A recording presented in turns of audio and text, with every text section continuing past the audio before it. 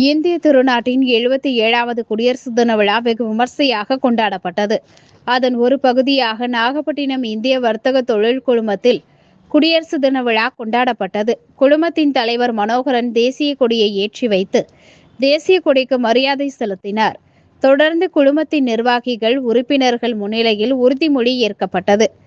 இந்நிகழ்வில் குழுமத்தின் செயலாளர், பொருளாளர், முன்னாள் இந்நாள் நிர்வாகிகள் மற்றும் உறுப்பினர்கள் பலர் கலந்து கொண்டனர்.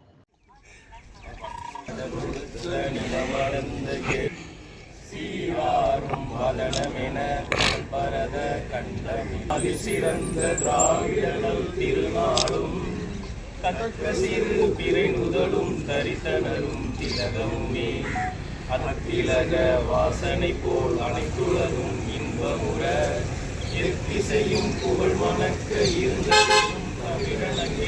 நாட்டின் உரிமை வாழ்வையும் ஒருமைப்பாட்டையும் பேணி காத்து வழிபடுத்த செய்வேன்.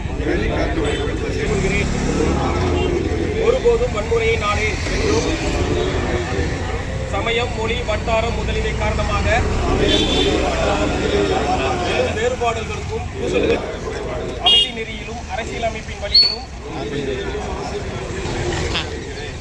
வந்தே மாதரம், பாரத மாதாவுக்கு ஜெய், மகாத்மா காந்திக்கு ஜெய், ஒன்றுபடுவோம், உயர்வு பெறுவோம், வாழ்க பாரதம், ஜெய்ஹிந்த்.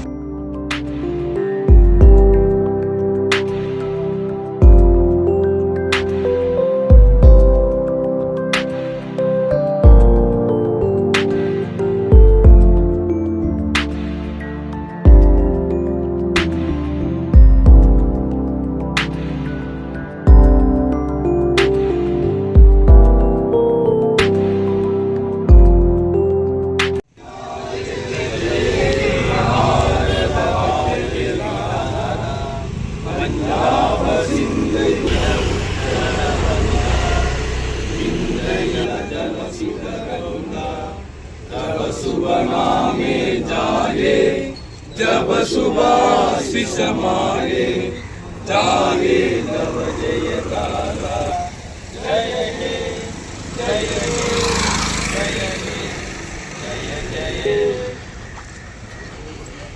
தலைவர் மற்றும் நிர்வாகிகள், அனைத்து செயற்குழு உறுப்பினர்கள்,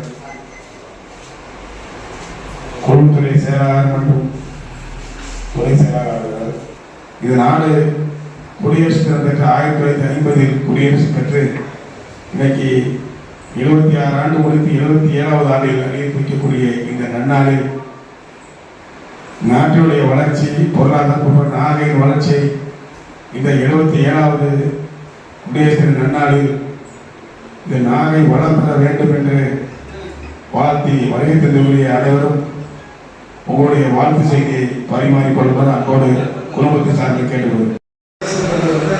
சோதனை கிடைச்சிருக்கிறது 3 ஆண்டுகள் கிடைச்சது.